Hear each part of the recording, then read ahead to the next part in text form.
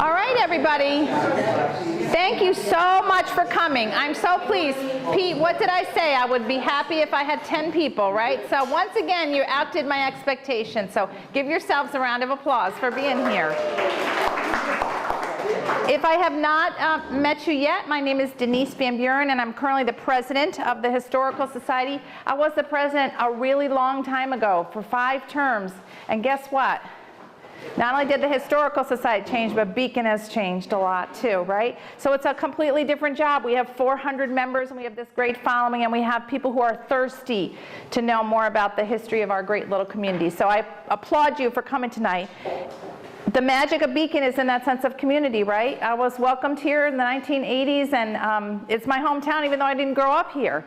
But if we lose that, because we lose our sense of history and community, then we've lost our soul, kind of, right? So I really am grateful to you for appreciating our history. Tonight is really just meant to be a fun night. I'm going to go over some brief rules. I think some of you have come before. Everybody should have 3 things. A door prize ticket, which we'll draw later, a sheet of paper, the answer sheet, and a pen or a pencil. Are we ready to rock and roll? We are. All right. Okay. Everybody say, let's do it. 1, 2, 3. Let's do it. All right. That's the spirit. Very good. Okay. I like to start every single program I do with a nod to Bob Murphy, who I know many of you knew. Bob was our longtime city historian, 20-year president of the Beacon Historical Society, and wrote our monthly newsletter for 38 grueling years, never once repeating a subject. So a lot of the information that I'll pull on tonight comes from a lot of Bob's body of work, and I'd always like to recognize him for that. So tonight's very informal. It's just meant to be fun.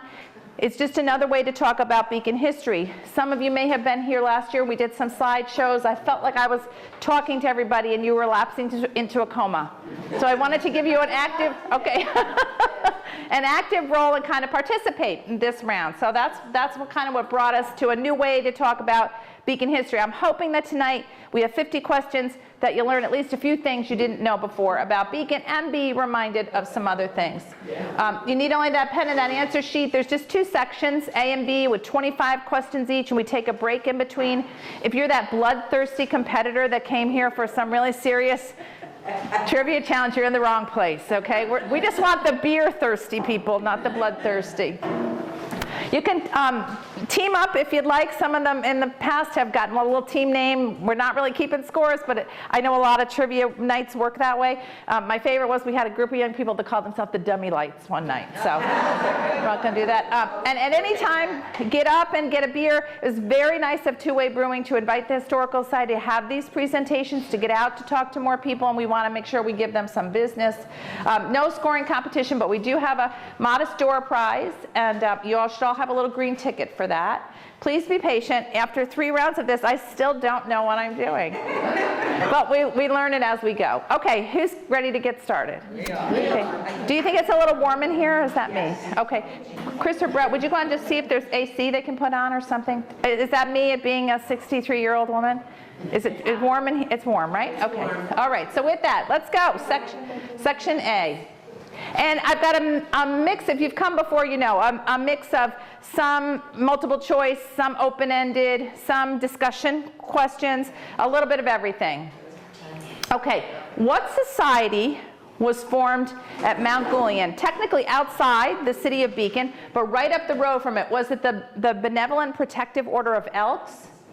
Was it the Order of Cincinnati? Was it the Friends of Washington? Or was it the Masonic Lodge? What was formed right up the road, coincidentally, on April the 13th, so yesterday, was the date it was founded there. A national organization founded at Mount Julian. The Elks, the Order of Cincinnati, the Friends of Washington, or the Masonic Lodge. And if you haven't been here before, what I do is I usually do one screen and then we go back and do the answers. So if you want to chat with your table mates, you're welcome to. Okay, here's a tricky one. How many gables does the roof of the Howland Cultural Center have? And there's a reason why I asked that question. So how many are there? Are there 4? Are there 8? Are there 6? Or are there 10? Perhaps, certainly one of our most famous pieces of architecture here in the city of Beacon, designed by Richard Morris Hunt, a preeminent architect of his era. How many gables does it have on the roof of the Howland Cultural Center? Hi, welcome. We're just getting started. We're so glad you're here. Yay. Welcome.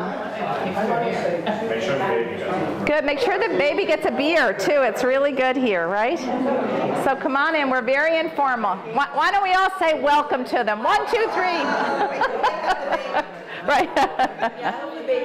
Oh, that's fine. If you can take all that space over there, right? Carry some of these chairs over. Just watch that cable. Just you got a cable there. Might be easier to come around this way. I hate to be bossy, but everybody that's here knows me. I am very bossy. Just watch what you're rolling over. There you go. Good. Okay. Get some.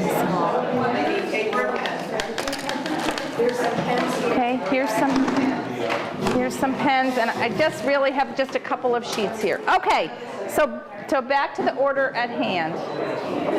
Okay, how many gables does the roof of the Howland Cultural Center have? Is it 4, is it 8, is it 6, or is it 10? But we'll come back to that with the answers here. Oh, that's much cooler, right? Okay, let's all exhale. Focus now on the game. Okay, number 3. Where was our famous Joseph Howland, Civil War general? Where was he when he died? He was not here in Mattawan. Was he in Manassas? He's a Civil War general. Was he in France? Was he in New York City? Or was he in Egypt? General Joseph Howland, who of course owns what we colloquially refer to as the Craig House, soon to be a Mirabeau Spa, right? Officially called Tyranda when it was built, but he doesn't die there. Where does he die? Manassas, France, New York City, or Egypt? He is the donor, along with his wife, of the Howland Library, which now is, of course, known as the Howland Cultural Center. And number 4, 100 people dedicated the Mount Beacon Monument back on July the 4th, 1900, way on top of Mount Beacon. There was nothing else up there. In fact, the mountain had been denuded of trees because they used them to build with and to burn for firewood. 1900, July 4th. But how many attended its centennial rededication 100 years later on July the 4th, 2000? Was anybody here for that? Oh, sure. Okay, so we'll go back to it. You were there. So you were how old? I was 3. As Mr. Barrett carried you down the mountain. Okay, so 100 people attended it in 1900. How many people attended in 2000 when they had the rededication ceremony? Was it 250 people?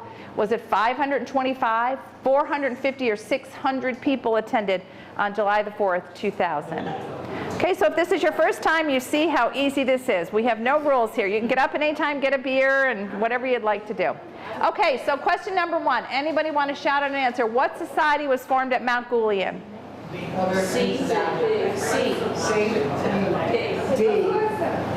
It's B, the Order of Cincinnati. Okay, very controversial in its day. Washington does not want to see the United States have a standing army. He's very much against that.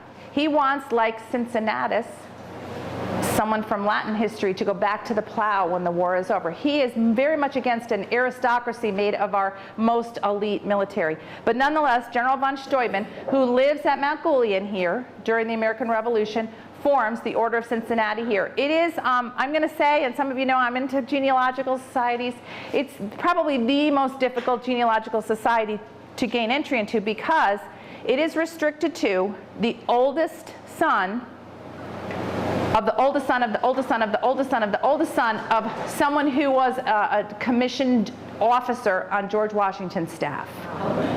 So if, like in my case, during the American Revolution, we can go back through men or women to go back to a line. This has to be only through the oldest son. So you're almost passing it on, willing it to your oldest son. Their headquarters in Washington, D.C., the Anderson House, are stunning, magnificent. But they have this special place for Mount Goulian. And, see, this could go on all night. I could talk. But let me just tell you one quick thing. When you think of Mount Goulian, everybody knows where it is, right? Right outside City Beacon. That was rebuilt. It burned to the ground in the 1930s. And that's kind of it was rebuilt for the bicentennial. So that is just a replica of the building that was there. But then nonetheless, the Society of Cincinnati was founded at what was Mount Goulian, looked like that during the American Revolution. Okay, how many gables does the roof of the Howland Center have? Anybody know? It's 6. It is 6. And the reason I say that kind of matters is because those 6 gables inside make the 4 I don't know what an architect would call them, the 4 arches inside, right, because you have the 6 gables outside. So look at that the next time you're there. That's part of the design. Where was General Howland when he died? France. That's right, Menton, France. He had gone there to take the waters. He never really regained his health. He was injured in battle at a place called Gaines Mill during the Civil War. And when he returns, he tries to go to France. He goes to Saratoga. He goes to other places to try and find a cure for just never really regained his strength. And he is actually buried there in Menton, France. His wife can't return to the house, too difficult for her, but it takes about 20 years before they actually end up selling it. She ends up selling it, her estate. She offers it, I think I mentioned this last time, she offers it to the village of Madiwan to be a village hall and the land to be a park. And they said no, it was too much for them to take, so they didn't take it. So that could have been really part of, imagine if we had that as our city hall, and we'd be really grand, wouldn't we? Okay, so back in 1900, 100 people walk on foot to the top of that mountain, or maybe they had horse carts that went up there to dedicate the Mount Beacon Monument that we're all so familiar with. How many of us went up there on July 4th, 2000? 600.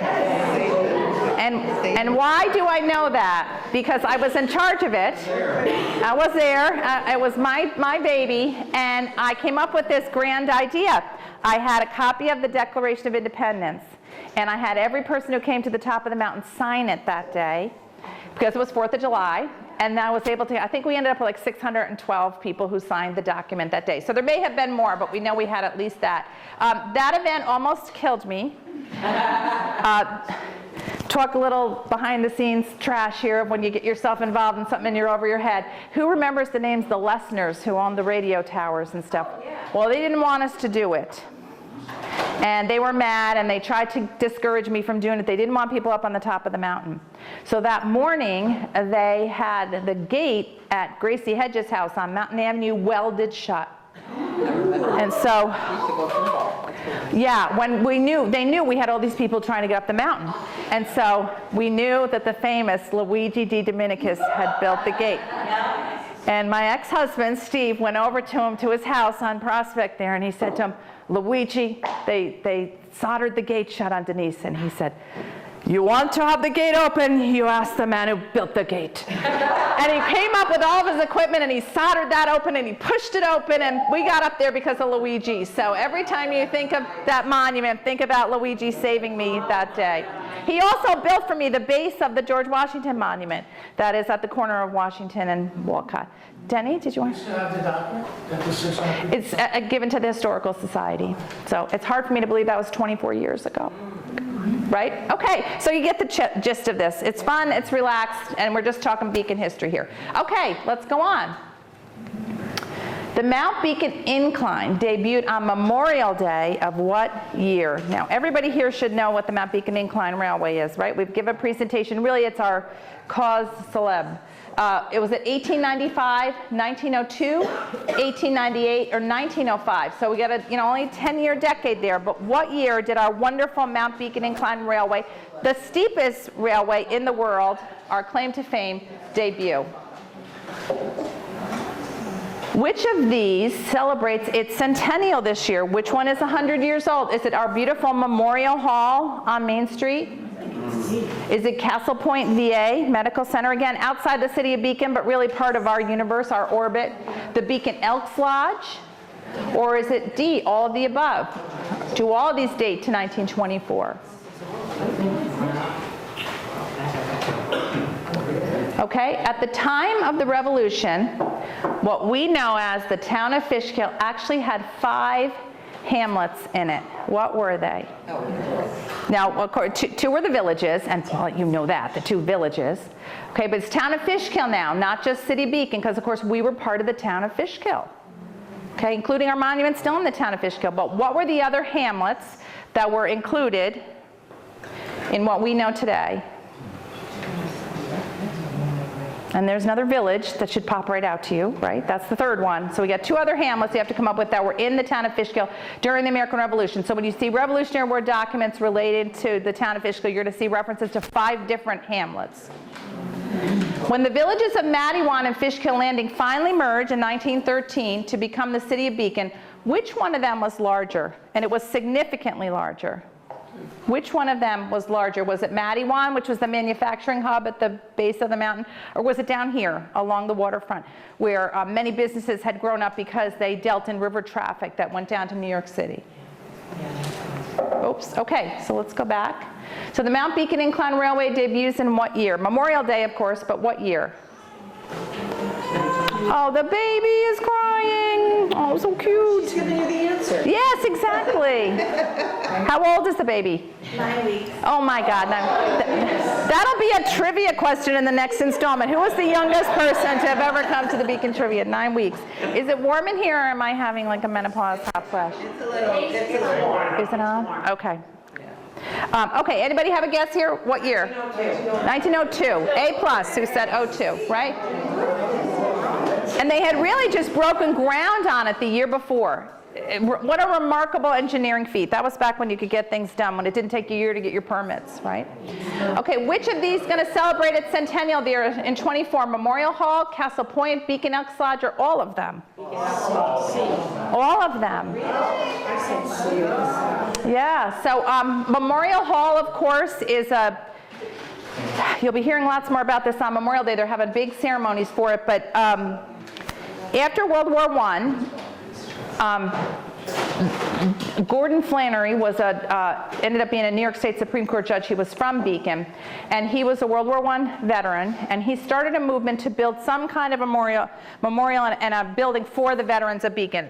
The American Legion had been formed, the BFW, and so they needed a home. And due largely to his input, the city actually is able to make up a referendum and puts it to the vote of the people. Should Beacon spend what was then a lot of money, $60,000, to build the memorial building on Main Street for the use of its veterans, or should it not? And they went to a referendum, and it only won. They had about 1,300 votes, and it only won by about 7 or 8 votes. But it did pass, and we have references to one magazine calling it at that time the largest amount of money, the grandest thing being built all across the country by any community for its veterans. And it is meant for all of our veterans, not just the ones for World War I, and that's why they continue to use it today. So they have big ceremonies planned for the centennial this year. And I am working, cross your fingers, with the William G. Pomeroy Foundation to get them a blue historic marker for outside of it. And then Castle Point, VA, which we'll talk a little bit more in a later question, also comes in 1924. Beacon Elks Lodge, the building itself is earlier. The building was a home. It was called Fairview, and it was owned by originally the Rothery of the Rothery Fileworks, and later by our city attorney, a man named John J. Meyer, M-E-Y-E-R. Meyer is an elk, and he sells the Elks, BPOE 1493 Elks Lodge, his home, to become what we know today as the Elks Lodge. So they're celebrating their centennial too. So all of the above was the answer. Okay, at the time of the Revolution, what we know today is the whole town of Fishkill that we were part of had 5 hamlets. So we know the first 2. What are they, Paula? Come on. Mattawan and Fishkill Landing. Okay, what else is still here? Who said Brinkerhoff? Brinkerhoff is one. It is indeed. Glenham? And Glenham, yes, and the village of Fishkill. Okay. Glenham, right? So they're all part of the town of Fishkill, and our 2 villages end up growing, as does the village of Fishkill. The other 2, kind of lessen in population. All right, so when we merged Mattawan and Fishkill Landing, after it took about 40 or 50 years of discussion about it, a lot of it fighting over the name, which one is the bigger? Which one is much bigger than the other one? Fishkill Landing? Wrong. I want to check my numbers here because I'm old. Like George Washington, I've grown nearly blind in service to my country. Mattawan had about 7,000 people, and Fishkill Landing had 3,500. So it was twice the size. Don't forget all those great factories we had, needed workers, and they all lived there near their jobs. All right. Beacon had the first commissioner form of government in New York State. And I think we got rid of it in the early 80s. Anybody here remember when it was the commissioner form of government? It wasn't so long ago, right? How many commissioners were there in that commission form of government? And I'll ask you what they are. But you didn't elect a city council and a strong mayor and have an administrator the way you did. 5 independent people were voted this way. There's only, I believe, 1 left in the state of New York, a commission form of government. Anybody know where it is? Still thriving. It came after we did. Still thriving and still loves its commission form of government. The city of Saratoga Springs. But we got out of ours in the 1980s. So was it 3, was it 5, was it 7, or was it 9 commissioners? I can safely say, I can't say there was one woman who was elected to the city council as a commissioner of accounts or finance. So 3, 5, 7, or 9. Our earliest business operated from 1743 until the 1840s. So it's a business. It's not really a factory making anything, but it's a business here. What was it? Was it the Glenham Mills? Was it New York Rubber? Was it the Frankfurt Storehouse? Or was it DePeyster's Dry Goods Store?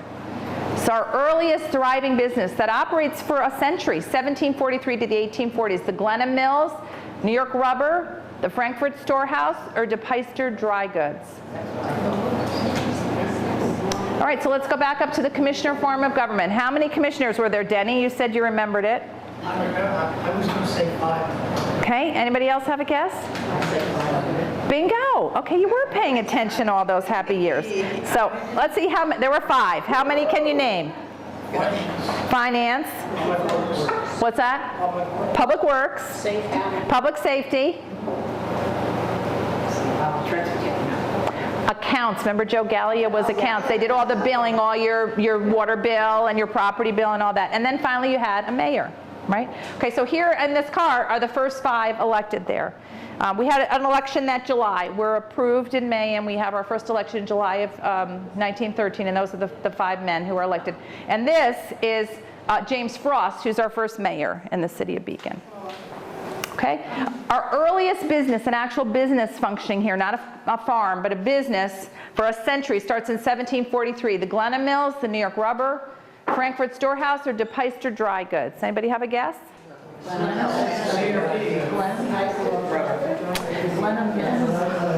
All good guesses, but the answer, and she's the hero of our story here, is the Frankfurt Storehouse. That's Madame Brett's trading storehouse on the waterfront, essentially where Nerdia is today, where Nabisco will be built. She forms a farmers cooperative. Don't forget, she has the mill right on the creek.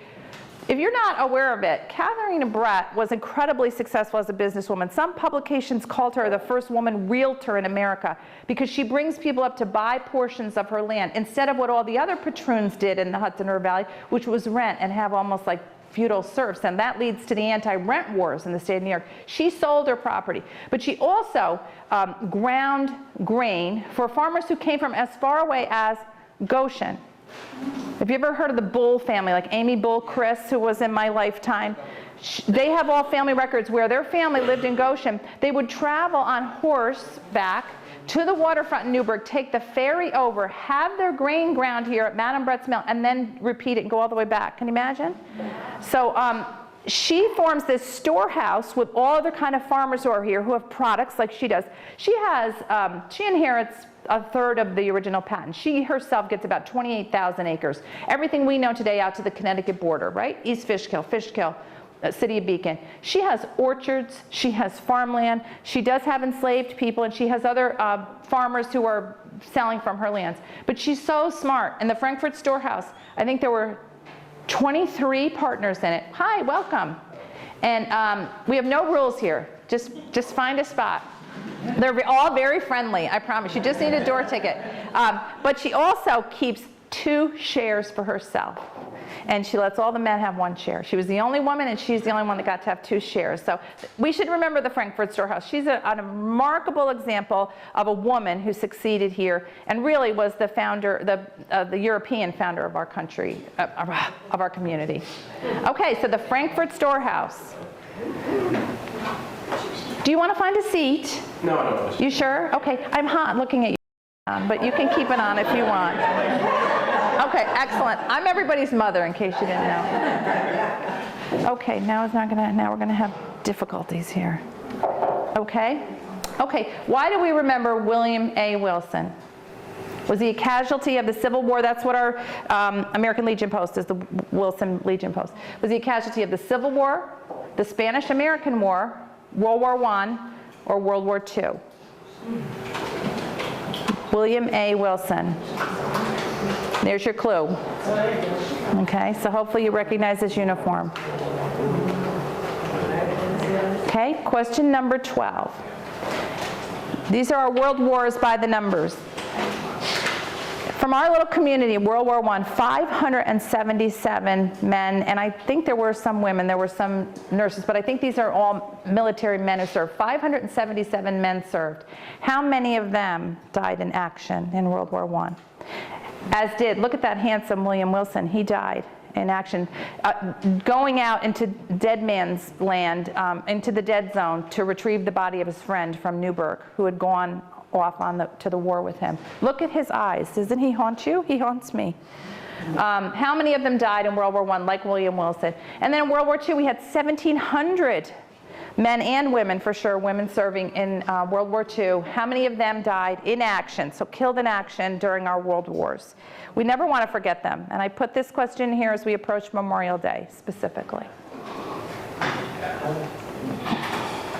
I don't know why my little thing's not working, but it's not. Okay, name at least one of the World War II defense-related products that were made here in Beacon. We've talked about them in our slideshows, and you should know that, right? James Forrestal, who becomes the Secretary of the Navy, is tasked with turning the entire U.S. economy into one that will create all of the things that are needed to defeat the enemy in World War II. He's so proud of the things we make in Beacon. So what are some of the things, and this will just kind of be an open discussion answer, that were made here in Beacon? And what do Emilio Rivera, Terry O'Neill, Everett Foster, James Pittman, and Phil Matrician have in common? Emilio Rivera, Terry O'Neill, Everett Foster, James Pittman, and Phil Matrician have in common. All right, so let's go back on our answers. Why do we remember William A. Wilson? World War I, right? Look at him in his doughboy uniform there. Now, if you're not aware of it, the United States has a new World War I memorial in Washington, D.C., in what is Pershing Park. It's not far from the White House. It's right near the Ellipse. It's right in front of the Willard Hotel, if you know Washington at all, in the hotel, Washington. Every night there at 5 p.m., they sound taps in a World War I uniform, a military doughboy uniform. And you can have them play taps for anybody in your family. There's a small fee, I want to say $25 or something. And they live stream it every night on their website. And you can do it in honor of somebody. You can do it in honor of my son who's in the military now, or you can do it in memory of someone. And I'm very proud that our local American Legion actually had it played last August 17th in honor of William Wilson. That's the day he died, when he was killed in Belgium, entering no man's land out in the middle of the night, trying to retrieve his friend's body. Okay, World War I, 577 served from Beacon. How many of them died, do you think? Rough guess. 177 served. How many died? 13. So about not quite 10%, but a significant number. World War I. And then World War II, we have 1,700 men and women who serve. How many of them are killed in action or die in service? It's your lucky night. You better go buy a lottery ticket. 67. That's a lot, right? That is World War II died. Yep. Compared to how many died out of the 500. Right? Okay, this is the participatory part. What World War II defense-related things were made right here in our community of Beacon? Anybody have any answers? Rubber rafts by New York Rubber Company. Good example. I got that. Jackets, bomber jackets made by Aero Leather here right on Main Street.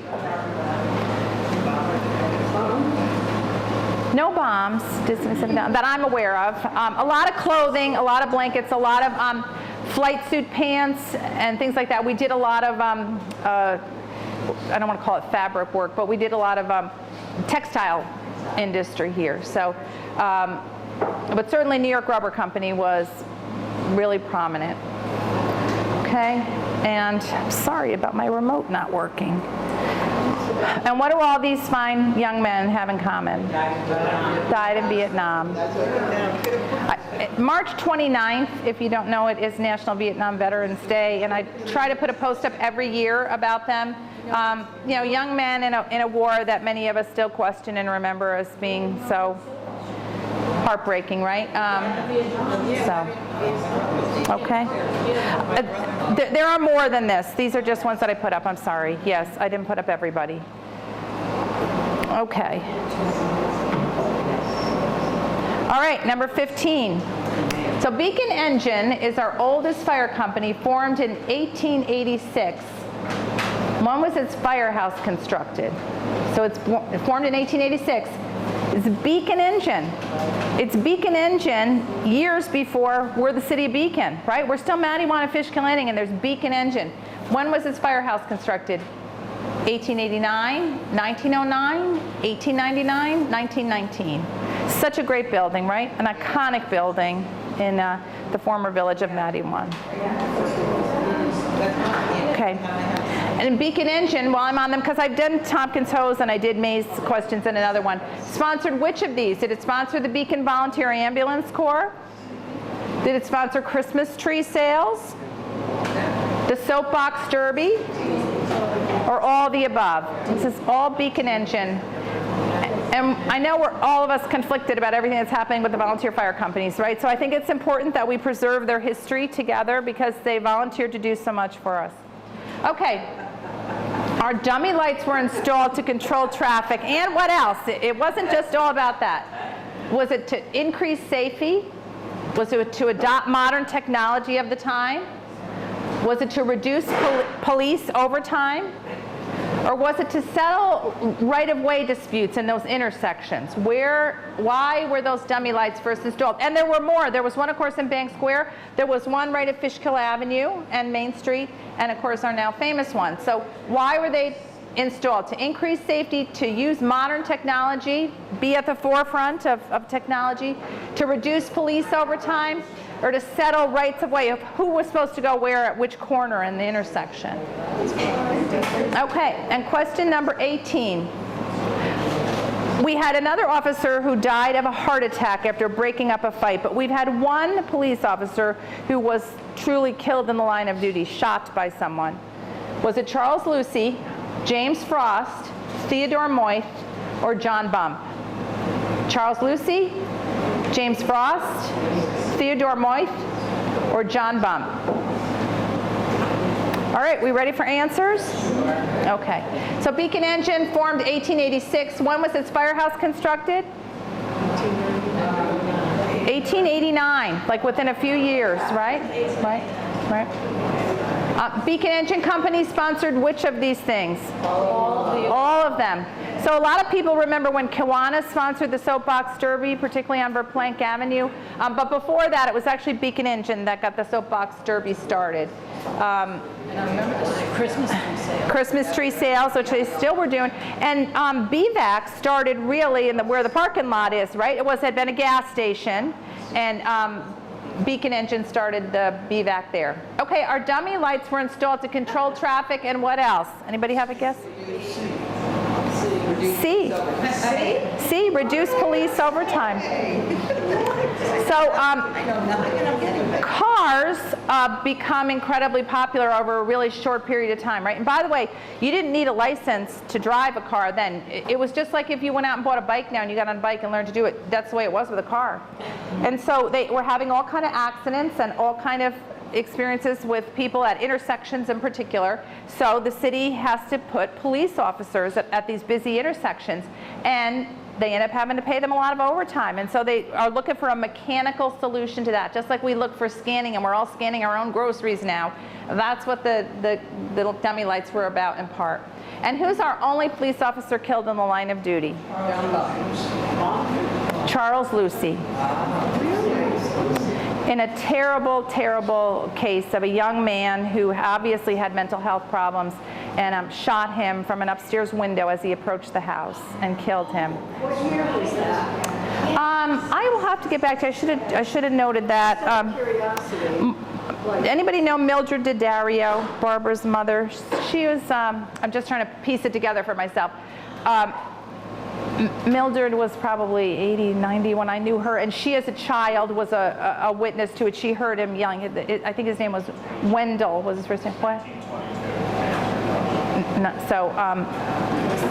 Yeah, but so he's the only one killed in line of duty. We did have another officer again who broke up a fight.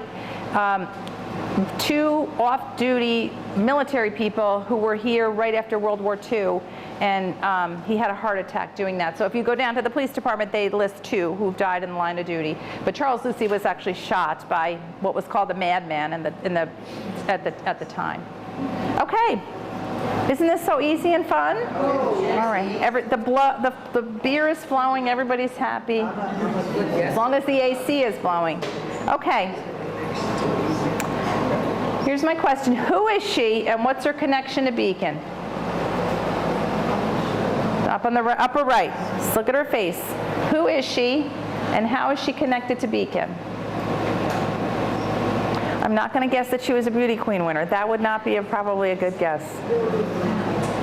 Who is she and what's her connection to Beacon? She's become quite controversial now. And then question number 20. Where was the school? What happened to it? It's such a beautiful building, actually designed by a relatively famous architect. So who is she and what's her connection to Beacon? Anybody know? This is the famous Margaret Sanger, the birth control advocate who started Planned Parenthood. Very controversial in her day. I got to back up the story a little bit. We had a man who lived here. His name was Noah Slee. He lived with his wife Mary Slee in a beautiful English Tudor mansion in the back of the grounds of Hiddenbrook. And Noah Slee, the husband in this scenario, starts to have an affair with Margaret Sanger. She's an international celebrity for her work in the slums of New York City, the tenement museum, because she's trying to give women a way out of having 15 children and dying in childbirth, that kind of thing. So she's world famous. He owns 3-in-1 Oil, the mobile oil company of its day, the Texaco or whatever of its day. He's very wealthy. His wife's name is Mary. He has an affair with Margaret Sanger. He leaves Mary, and Margaret Sanger moves into the house here in Hiddenbrook. So she lives in Beacon for a time, but she doesn't like living in Mary's house, the ex-wife's house, right? And so she gets the Carmelites, so at the time, the Ursulines, who are living up off Van Wyck Lake Road on a lake up there, to swap houses with her. There's a big old house up there. And so they swapped houses, and Margaret Sanger went up there, which is in the town of Fishkill, and the Ursuline nuns come down here to the Hiddenbrook property, which we know today. That was a long, convoluted story. Who followed it? Who has not had enough beer? Okay, so that's what my Margaret Sanger is here. She's buried in Fishkill Rural Cemetery, and she's become very controversial now. She was a proponent of eugenics and many other things that we recognize now as being deplorable. But at the time, she was a famous person in the United States, very controversial. And then, of course, where was this school? The building in South Africa by the old house. No, this is the old, no, both of you are wrong. This is where South Avenue School is. It was up on the hill. It's the original South Avenue School, burned in 1927. And they worked out a system where they had the students, of course, Spring Street School was up, in Mattawan in the West End. They worked out a system where some of the students went to school in the morning, and then the others took the trolley and went in the afternoon until they could rebuild what we know today as South Avenue School. A fire. It was fire. Terrible January fire and storm. No matter how many times I push this, it's not going to work, is it? Okay, when is the city of Beacon's birthday? All right, let's start an easy question. What year were we founded? 1913. Lucky 1913. It's so easy to remember, right? Anybody know what the actual birthday is? Bingo, bingo. So as you leave tonight, tomorrow, we're celebrating tonight. I've got little cupcakes and cookies for everybody, okay, as we celebrate the birthday. Okay, May 15th. It's on all the signs as you come into town, so you have no reason to forget it. Oh, this isn't working. Okay. Which of these private schools once operated here in what we know as Beacon? Was it the Sargent Industrial School? Was it the Marianis Institute? The Wilson School? Or all of the above? Sargent Industrial School, Marianis Institute, Wilson School, or all of the above? We were really a mecca for both mental institutions and private schools, frankly.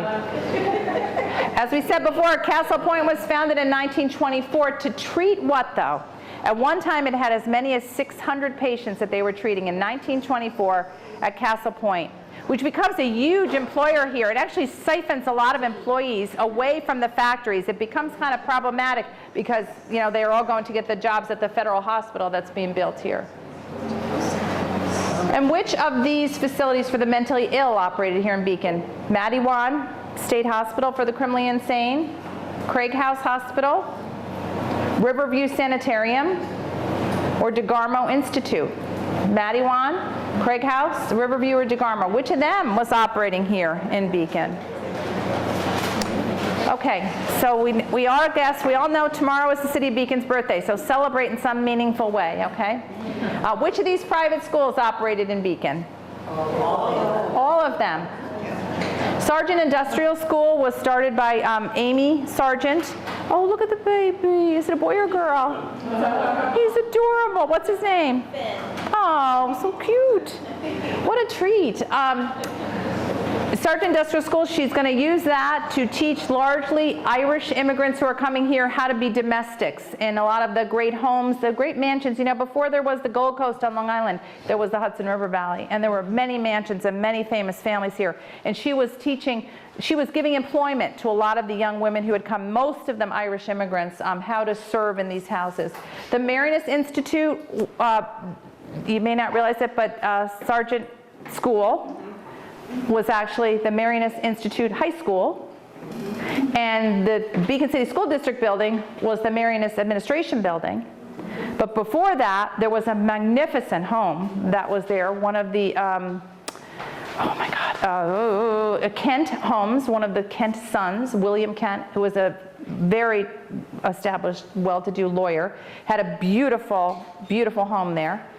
So that's where the Marianis Institute was. The Wilson School was over on Rombaut Avenue, a building that had many different lives to it, run by a cousin of President Wilson. That was a boys' school that was here.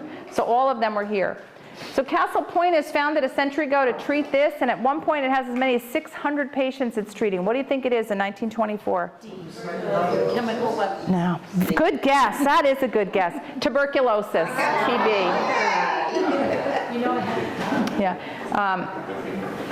You know, I had other options up there, but it's hard to overestimate what it did to the employment here, and particularly to African Americans who had started, you know, to come here after World War I. That part of that northern migration provided a lot of really good employment for local people at Castle Point. Which of these for the mentally ill operated here? Madiwan, Craig House, Riverview, DeGarmo Institute? Craig House. All of them. Right? Right? It's not a choice. Karen, I'm seeing who's on your toes. I'm on your toes, right? Okay, so we all know the great stories of Madiwan. We just had a really fun event for everybody that came up with a famous case from Madiwan. We had it, what night was that? The 30th, April 30th. We had a movie showing of a patient who ends up getting sent to Madiwan. There's so much we could talk about. I really should just do a presentation on Madiwan, shouldn't I, right?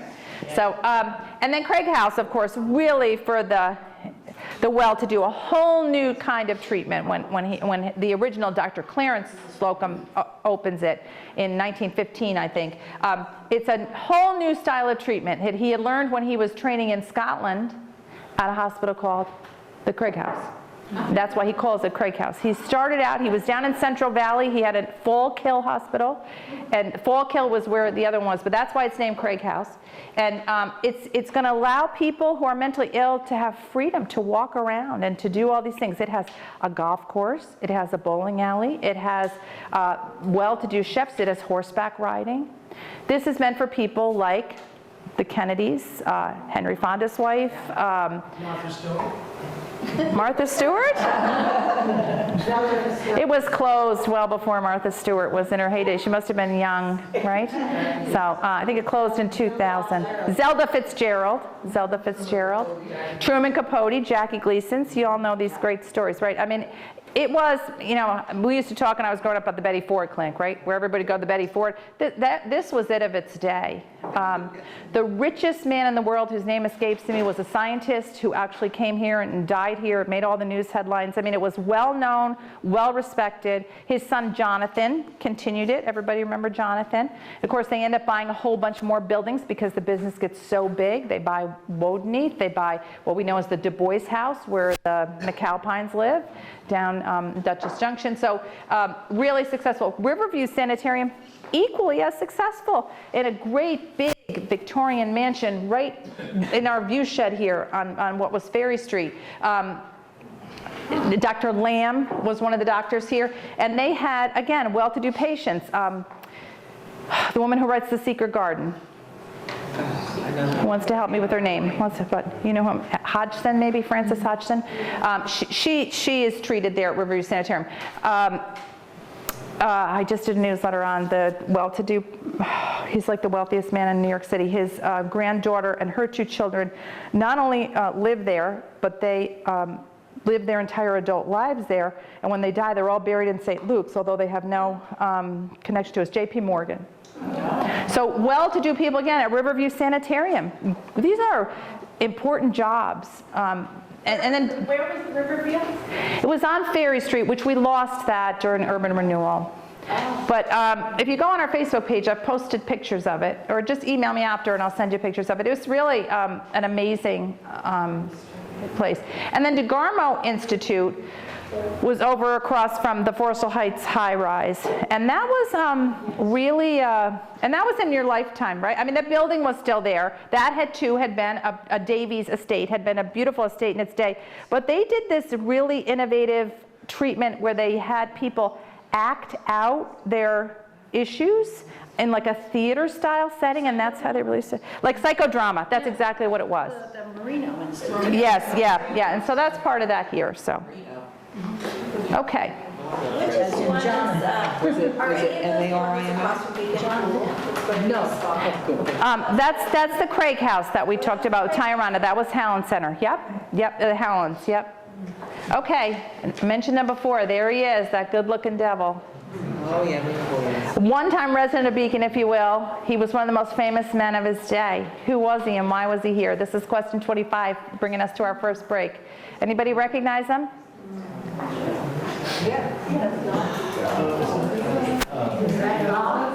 This is Harry K. Thaw.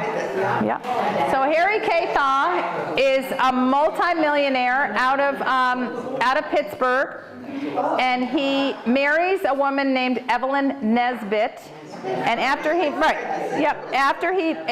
marries her, he finds out that she had been raped when she was 16 by the architect Stanford White.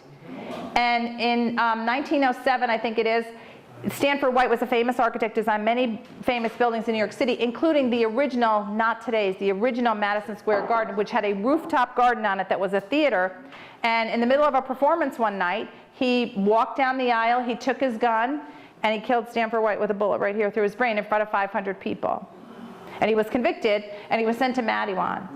And so this is the way he lived in Madiwan. As we know from people who tell us stories, he lived in a 4-poster bed. He had all the amenities of home. His mother made sure he did. And then, somehow he just managed to escape. I wonder how that happened.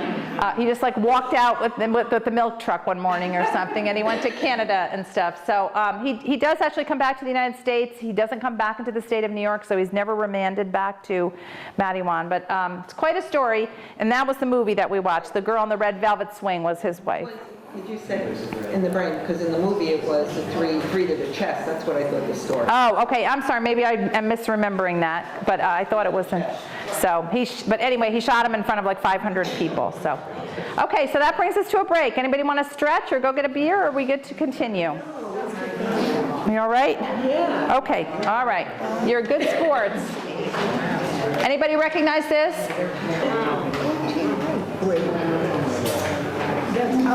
Today's 90 North Avenue.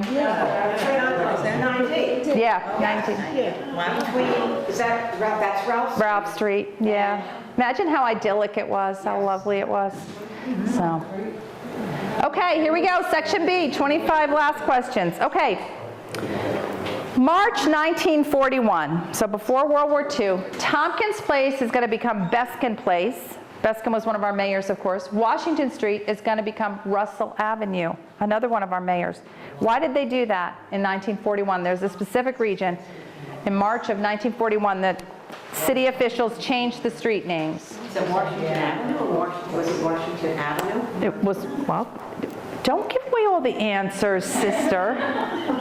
Gee, okay. Okay. Why? Where was this house located originally? You recognize it? The Christie House down on South Avenue? It's a B&B now. It's where Colonel Few, who signed the Constitution on behalf of Georgia, died. Okay. Yes. But it wasn't originally located here. Where was it? And why did it get moved here? If you came to one of my fascinating presentations, Judy Mark Curtin, you should know that. I know it was moved. Okay, whoops, go back one. Sorry. Okay, so it's the Christie House. As I said, it's where Colonel Few, William Few, who signed the Constitution for Georgia, passed away. It's a B&B now. We all kind of picture where it is. Across from where Doug Berlin lives now, which was Jonathan Slocum's house on the Bend on South Avenue, right? I haven't been down there in a long time, but I think all those buildings are still there. As you're going down toward WB&R, is going to be on your right. Okay, you're right around that vicinity. Okay.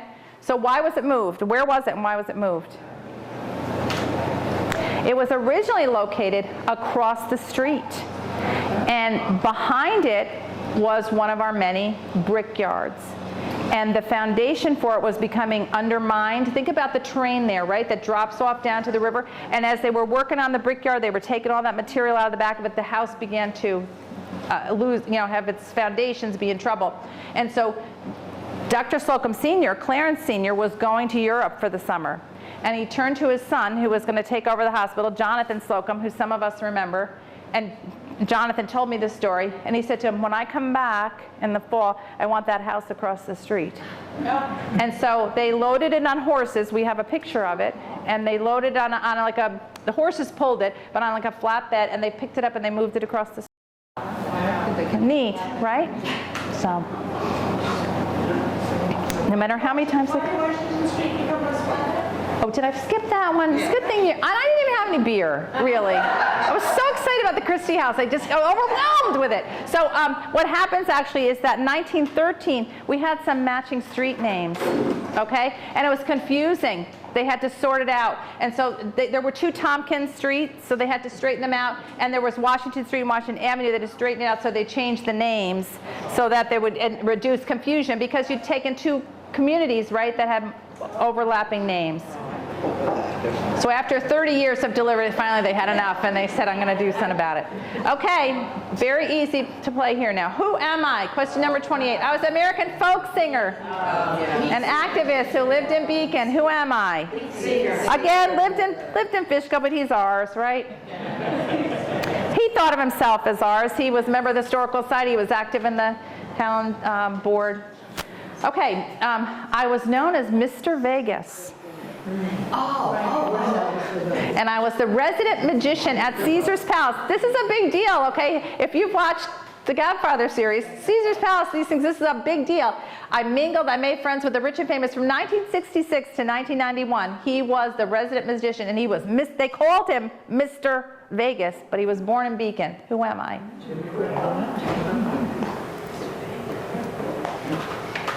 I was the longest serving female mayor in the history of the state of New York. Who am I? Got some ringers in here. All right, okay. So I was an American folk singer. We all guessed that. Pete Seeger, right? Just had his birthday in May.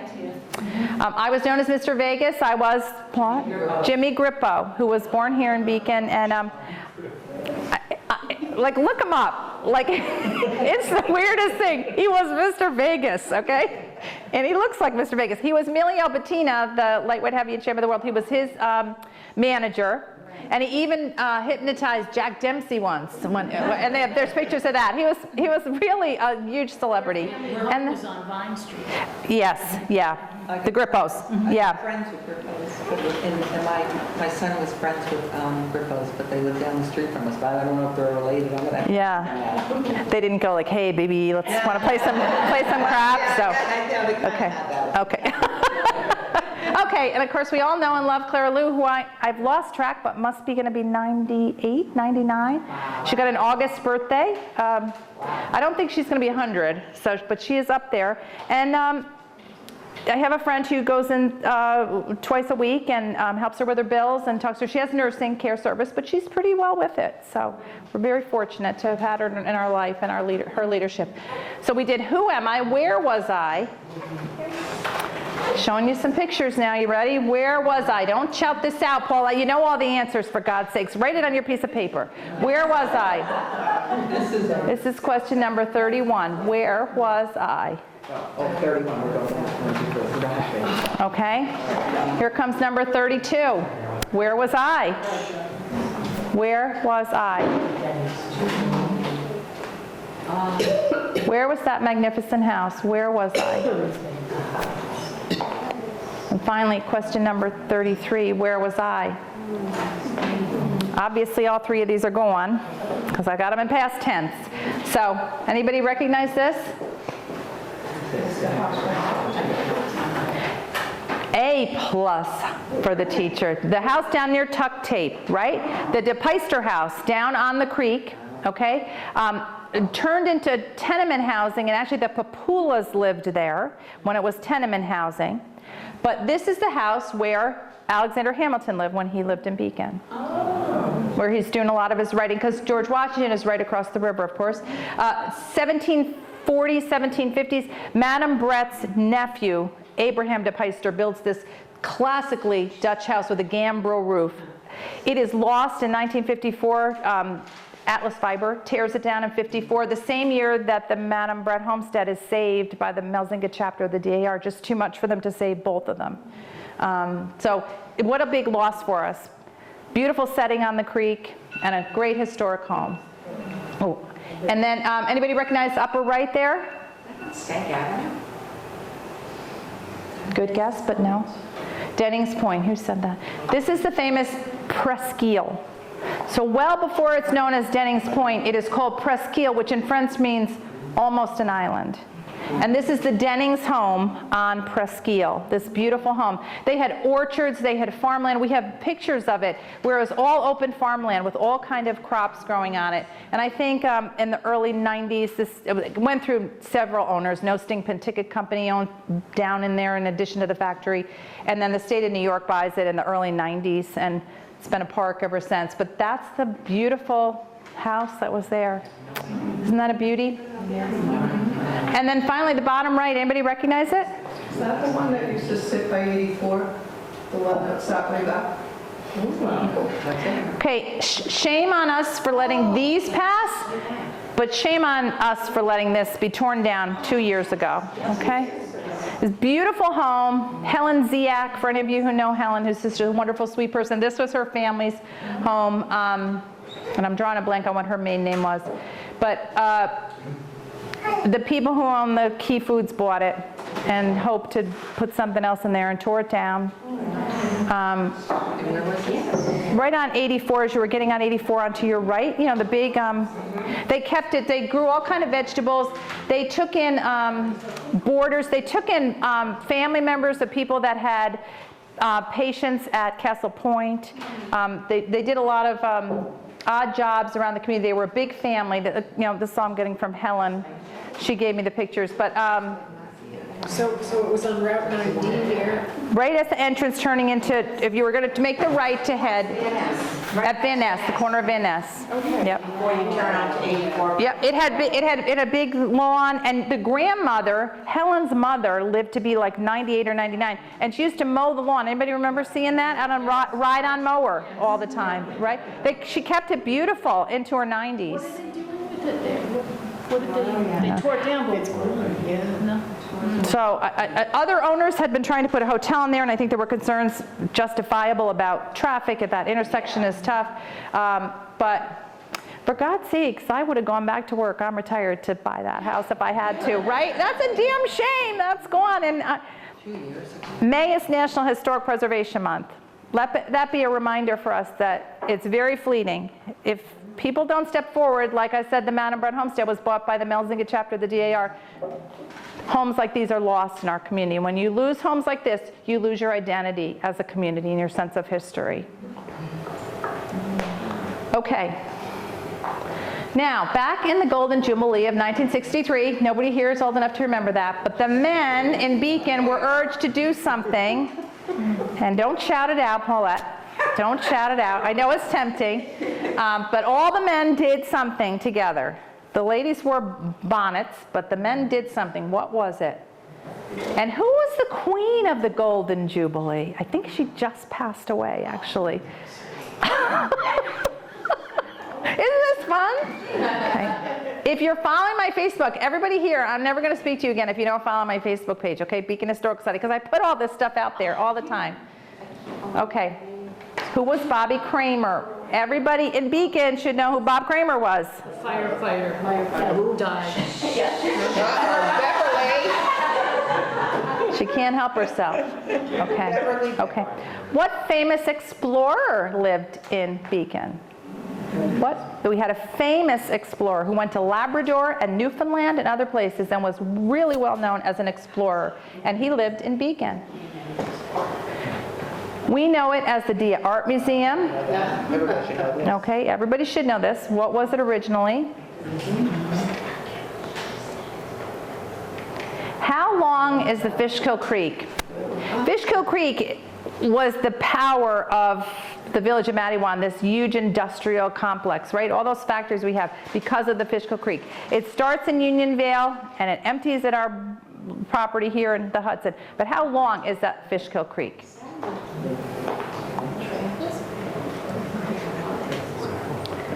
Now, you can silently put this on your piece of paper, Paulette. Name 2 Beacon teachers who helped shape your life. Do you have 2 Beacon teachers that you remember from grade school or from high school, or somebody that really made an impact on you in your life? Teachers, especially in our formative years, make such a big difference. And you can put Sharon Pine in the back, who was my children's teacher. Okay. All right, let me get back here. Okay. So what did all those men do for the Golden Jubilee in '63? Beards. They all grew beards. Isn't that funny? And we have so many pictures of them, and they really got into it, right? And they wore little string ties and suspenders and stuff. So they're really, the Jubilee must have been a great time to live here in Beacon. What a sense of community must have been here. And who was the queen of that celebration? Who was the queen of the Jubilee?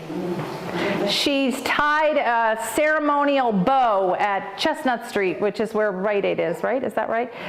To unite the 2 villages in '63 as an example of what had happened 50 years earlier when they were combined. It was Janet Van Slyke. Right? Right? So Van Slyke, still a well-known name from Beacon. You know the Van Slyke. So I understand that, I thought, maybe I've got that wrong, but I thought maybe she passed away. No? No. Oh, okay. All right. She doesn't live here anymore, right? She moved away. But maybe I'm wrong on that. But Her sister is bad. Oh, yeah. yeah. So correct me if I'm wrong. Okay. Oh. Now see, now you know you're really a Beacon when they start telling you who they're married to. Because they're all married to each other. Never say a disparaging comment. They are all married to someone. Okay. And Bob Kramer, as we heard earlier, was our firefighter killed in line of duty. A pharmacist who entered a burning building on Main Street in the West End to rescue what he thought were children who were trapped inside on, I think, at a December or January morning. And the children were already out of the house, in a second-floor apartment. So if you go by Hudson Beach Glass, the old Louis Tompkins Host fireplace, you'll see it's Robert Kramer Way. And there's a monument to him there. So please remember the name Bob Kramer. His daughter is Mary Wassey. So we honored our volunteer firefighters at our gala last year. Mary actually was there. We had an opportunity to thank her. What famous explorer lived in Beacon? You might not recognize the name, but he was indeed famous. His name was Dylan Wallace. And he wrote boys' books, and he did a lot of, like I said, Labrador, Newfoundland, kind of controversially claimed that he went somewhere first ahead of another famous explorer, and there was kind of bad press about that. But he started our Boy Scout troop number 1 here, and he lived in the great house that we just put one of our historic markers on the corner of Green and, you know, the big house? Yeah, Green and Union. Green and Union, exactly, yep. So I knew the fellow who lived there, Jim Sherman, who had lived there previously, but now there's a nice family that lives in there, and that's where Dylan Wallace lived, and he is really quite famous. You know it as the Dia Art Museum. What was it? Nabisco. Nabisco, okay. How long is the Fishkill Creek? 33 miles. 33 miles. So just a little trivia that you can stump your family with. That's your next family gathering. How long is it? And I would love to hear, just if you want to, we want to start here and go around. If you want to just share with us any Beacon teachers you have that you remember. That. Mr. Gateway. Mr. Gateway, we hear that a lot. Okay. Mrs. Sensor. Okay. What did she teach? She was, that's a good question. Come on, I was in grade school. Okay. I was in fourth. Oh, okay. I remember she was my third Okay. grade teacher, and she rode around in Okay. the best looking Corvette you've ever seen. Oh, okay. With her bonnet on. Yes. Okay, her famous car. All right. Anybody else? Denny, you're a Beacon person. You have a teacher you remember? Not a teacher, but a principal, Who's that? Mrs. Dillon. Okay. Oh. Okay. Dating yourself, Denny. All right.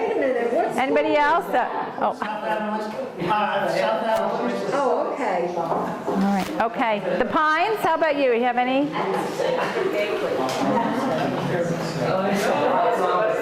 Who's that? Doc Roberts? You know, tell us about Doc Roberts, because the Elks Club still gives a scholarship in memory of Doc Roberts, and I don't know who that is. Who? Was industrial. Metal shop. At Beacon High? Yeah. Okay. So give me a time frame. Like, when was he teaching? When I was there, and I graduated. The 50s, 60s. Okay, so we still give a scholarship in his name every year. And I never knew who he was. I see that. So, okay, anybody else want to share a teacher? What? Got a teacher for us? My teacher in 6th grade, I was a nun. That's okay. That's a lot. Sister Charles. Okay. St. John's or St. Joachim's? St. Joachim's. Okay, very good. Sweetheart. I got Louis Warren. Okay. Lou Warren. Okay. All right. Tell yourself. Judy. I went to St. John's, I would say Miss Mary Logan. Oh, St. Cheers. Okay. Anybody else? Liz? Mrs. Savoy at Beacon High. Okay. She was Latin. She taught Latin. Yeah. Anybody else want to share a teacher? Miss Caverta. Okay. Brett didn't get to go to school in Beacon, really. Well, you had Mrs. Cahill, Nina Cahill. Did you not in pre-K? And then the school closed, which I'm still angry about. I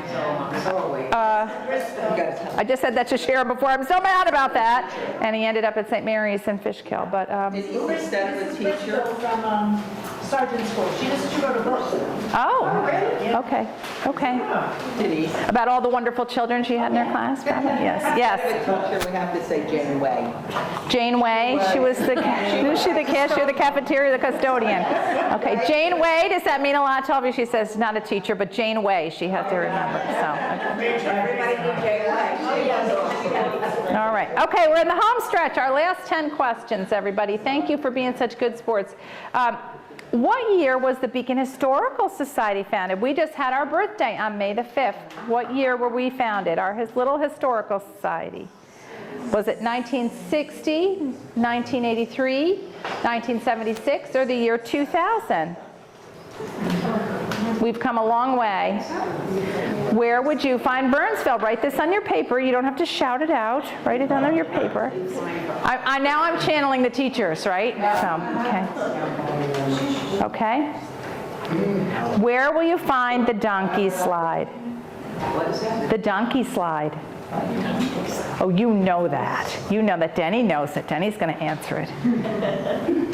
I've heard, and I can't think place where it is now. Beacon was famous for hats, but what else was made here? Just name another product or two. Okay, so what year was the Beacon Historical Society founded? 76, as part of that big bicentennial, right?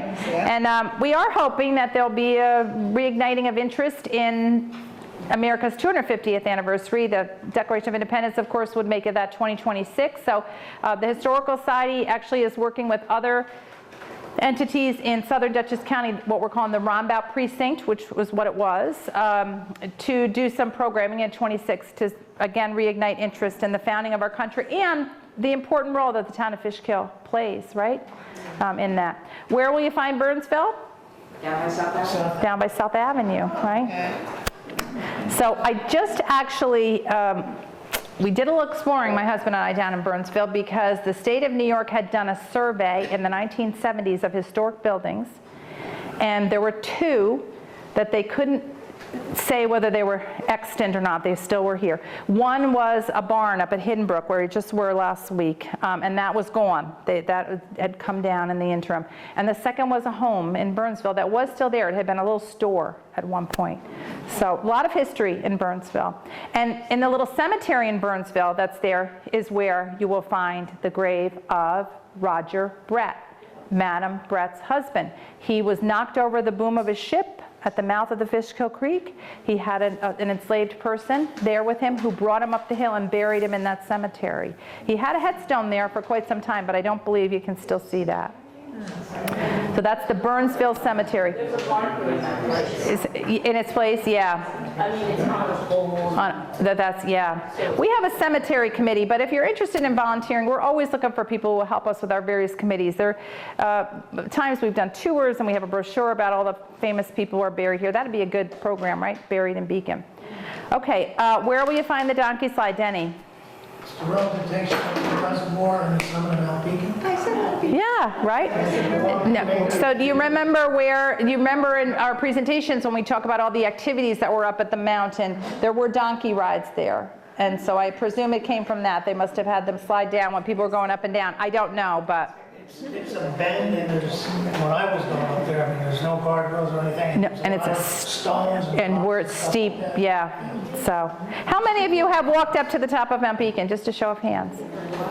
Okay, don't you think we should reorganize another Mount Beacon ceremony? I don't know that I could live through it. I think the Lesners are gone now, so maybe, this is being recorded. I should be careful about what I'm saying. Okay. Okay. All right. Okay. Beacon was famous for hats, but let's just give a shout out. What were some other products that were made here? Blankets, bricks, buttons, rubbers, boats, cookies, yeah, the boxes. Yep. So all kind of products made here. Here's three examples. I have Denning Point Bricks Works. You know, they start here obviously at Dennings Point. We talked about that. When they kind of exhaust the clay banks here, they move up to Brockway, north of the city, but still retain the name Denning Point Brickworks. So don't always assume that when you see a brick that it was made here. This is an example of a rubber raft. Say that quick. Rubber life raft, made at New York Rubber, but sold in the 1950s. There was a lovely woman of middle age who contacted me to say she was cleaning out her father's estate. He was an attorney in Chicago, and he had this complete set, and she'd blown it up, the motor and everything. It all fits in here, and she made sure it was still working. All the parts were there, and that it held air. And she said, "It says, made in Beacon, New York, would you want it?" So he was an attorney in Chicago. She got it from his estate. They lived, I think, in Massachusetts or Connecticut. I met them in the parking lot of the ID4 diner.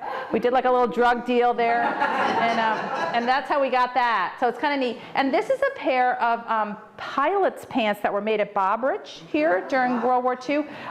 Electric pants that were plugged into the plane because at that altitude they had to keep them warm. There was no heat in the plane, and they would have frozen to death if they didn't. So they're electric pants, and that too came to us. The internet is an amazing thing. People who just email us and say, I have this, it was in my father's things and my mother's things, or my grandparents were from Beacon, would you want it?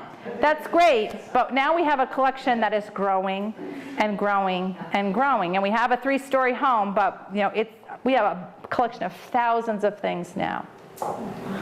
Okay, what two significant alterations forever changed the flow of our Main Street?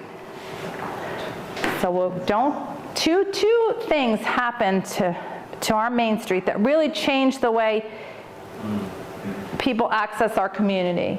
So what were they? Don't shout it out. We'll talk about it later.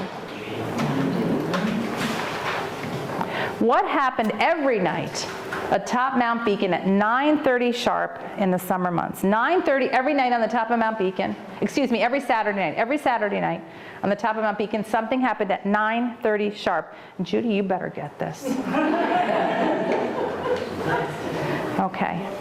So let's start with the top question, number 45. What two significant alterations forever changed? So we all think of Main Street all across America, right? Little Main Street that wanders through town. People come in on it. They go through your Main Street. They go out on it. Our Main Street's not like that.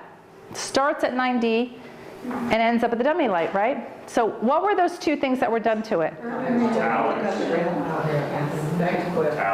So two different things happened. Urban renewal changes it, right? Our Main Street started on the waterfront. We were a waterfront community first and foremost. So all that stuff came in, and everything came in off the boats and up the hill into the villages, right? So our Main Street ran from our waterfront the same way Poughkeepsie's does. Think of Poughkeepsie's, think of Newburgh's Broadway. Our waterfront started there on Main Street, and it went up, and it went past the dummy light, and it continued out to what we know today as Route 52, between the buildings of what we know as Talix or Green Fan, and it continued on to Fishkill. But when Green Fan got really big and really going, they didn't want Main Street running through their complex anymore, and so they convinced the city to shut it off and have traffic turn on Blackburn and go up and around and then go out to Fishkill. We were a continuous flow. Can you imagine? All the way from the waterfront all the way to the village of Fishkill. And so we truncated our Main Street on both ends and really kind of made it very unnatural then. You don't get the same sense of flow that you would have. And what happened every Saturday night on top of Mount Beacon? Why did they turn off the lights? 9:30, they turned off all the lights on the big sign up there because they wanted you to be able to set your watch up by it. In an era before they didn't have automatic clocks and automatic cars that updated and iPhones and everything else that we have. So 9:30 every Saturday night, they turned the lights off, they turned them on, and you could literally set your watch by it. And people did. Which reservoirs supply water to the city of Beacon? We have Cargill, we have Mount Beacon, we have Melzinga, or all of them? Very good. You all know your reservoirs. That's very good. Cargill is up there somewhere, but I'm not 100% sure. But it's listed in the city as our. Anybody know where Cargill is? So it's up there somewhere in the mountain. Okay, question 48. You've all been so patient. Who was Francis Petty? And the folks at the American Legion have little cards that they're passing out now that say, who was Francis Petty? And you're going to, by Memorial Day, hopefully know who Francis Petty is. I think it was the Parishioner of St. John's Church.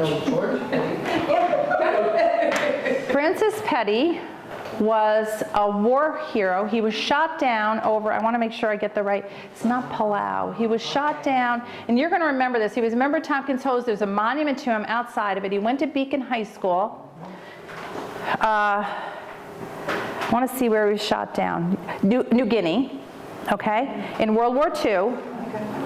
And 40 years after he was shot down, his mate on the plane went back to retrieve all the remains of the men who had been there. Wow. And he found Francis Petty's remains, and he brought them back, and they were reinterred in the old St. Joachim Cemetery. I was a young, crazy reporter at Cablevision, and I covered it, and I can remember sitting in, oh God, I've lost my mind. What's the funeral home here? Not Digger Phelps. I guess it was Phelps. Hignell's. Sitting in Hignell's funeral home and interviewing this man. I think his name was Hole Quinn. He was like a Latino, or not Latino. He was. I just want to see if his name is here. Believe, if I recall correctly, his name was Holquin. He never forgot these young men that went down on this plane with him when it was shot down. And he devoted his whole life to going back trip after trip after trip after till he could find them, and then was able to identify them and have them brought home. And he had full military honors in the old St. Joachim Cemetery. I want to say 1983. So they are going to name a portion of that beautiful new plaza at the Memorial Building in his honor. So that's why they're asking people, do you know who Francis Petty was? If we don't say their names, they are forgotten, right? Who owned the first car in Beacon? Yes. Who owned the first car in Beacon? You're all getting tired, but we're at the end here, so I'll just give it to you right away. It was this sweet little lady. Her name is Emily Denning Van Rensselaer, and she lived at Presqu'île. She was prim and proper. She started the Women's Temperance Union on Main Street. She was, what can I say, prim, proper. Her home was still in beautiful condition then. It was after her death that the brickyards tore it down. But she owned the first car in Beacon, and she was quite a celebrity. She rode all over in it. So we've had some really strong, neat women in the history of our city. All right, okay, and then, Denny, you can read this question for us here, number 50, the big finale here. Go ahead. It's really easy, right? Right? Okay, good. All right, so now you have to hear my commercial message before I let you out. I don't know what her car was, or if I have it, I should look it up. Did everybody get a door prize ticket? Everybody, did you guys get a door prize ticket? Okay. Emily Denning Van Rensselaer. She was a Van Rensselaer by marriage. So I would be remiss if I didn't give you a commercial, so you can't go till I do. This, as I said, a lot of the material that I take from the newsletters of Bob Murphy. This is an anthology of 544 pages, 1,000 photographs that tell all these little kind of snippets, vignettes of Beacon history. If you don't have a copy, I would love it if you took one home tonight. It makes a great gift, particularly for somebody who's new to Beacon. It's $40, and if you don't have cash or check, you can just PayPal this image, and you're able to take. I've got 2 copies with me. Membership is only $25 a year, and I have brochures here, or you can do that online. It's very, very easy to do. Brett, would you open these up for me, please? And I want to tell you that before you go tonight, you have to make sure you take a cupcake with you, because we're celebrating Beacon's birthday, right? It's not only Beacon's birthday, but it's Denise's birthday. Okay. I wasn't going to say that. I can still remember the first day I drove into Beacon and I saw on the sign, I said, wow, that's my birthday, May 15th. And how easy is it to join Beacon Historical? It's super easy and it's super fun. Here's some of the things we have coming up. A Made in Beacon exhibit at our headquarters. Come up and see it if you haven't already. It showcases 25 of the great products that were made here in Beacon. Admission is free. We have plenty of free parking. We're open Thursdays and Saturdays. And then coming up, some of our programs, May 28th at the Elks Club, our vice president, our past president, our director of special projects, Diane Lapis, is going to give a slideshow on postcard views of Beacon, right? All these wonderful places that people would send postcards from. June 25th, we're going to welcome Joe Daly from WBNR, a name maybe some of you remember from your childhood. He lives in the Poconos now. He's going to come over for us, so I'm hoping we have a good turnout. Yeah, and he's such a great guy, right? And then on July 23rd, our program is going to be Show and Tell, our collection and yours. So we're going to bring things out from our collection, tell you about their provenance in Beacon, but we want you to bring things maybe from your family. Somebody just told me you had something.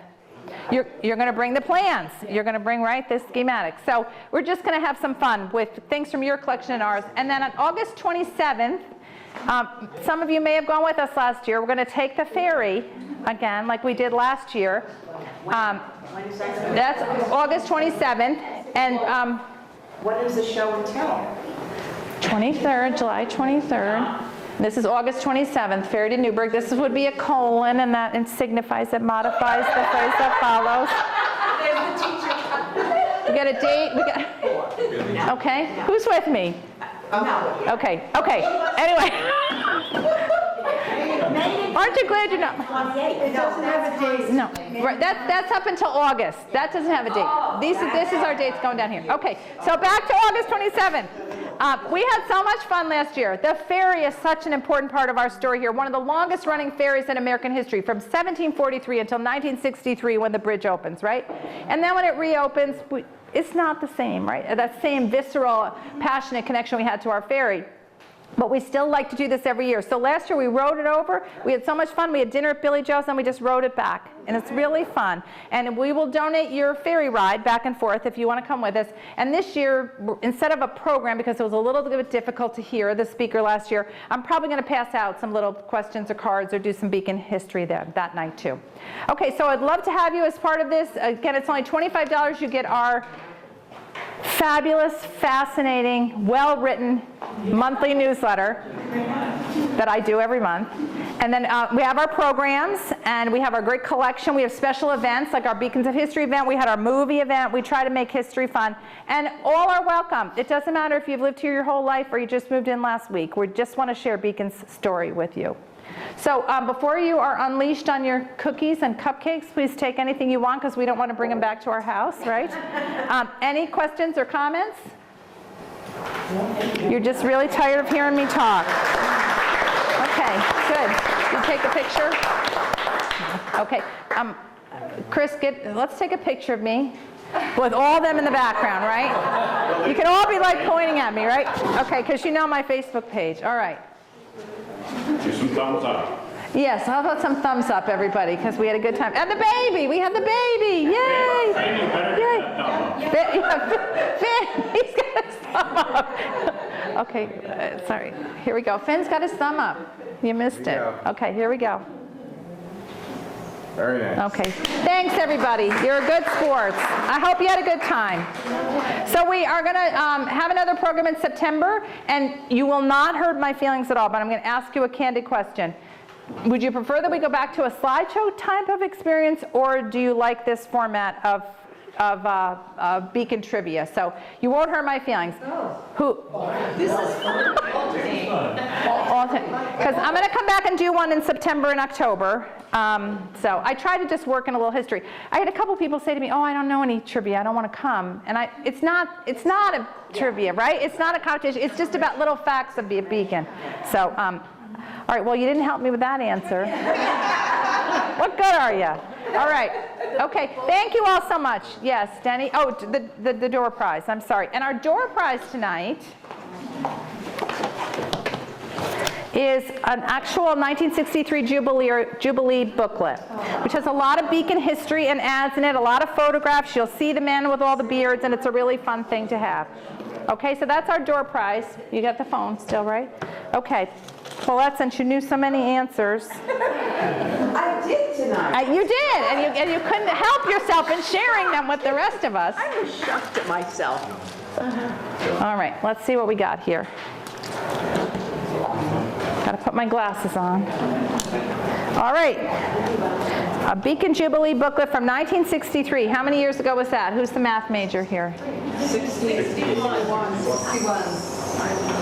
No. Yes. Tomorrow I'm going to be 63 years old, so you're right. Okay, here's the number, 079119. Yay! Okay, great. Okay. Come up here, take a picture. So, okay. Anybody else have any comments, questions, or thoughts or subjects that you'd like to? No? Come on. I'm scary. Yes, of course with you. You're like a celebrity in my book.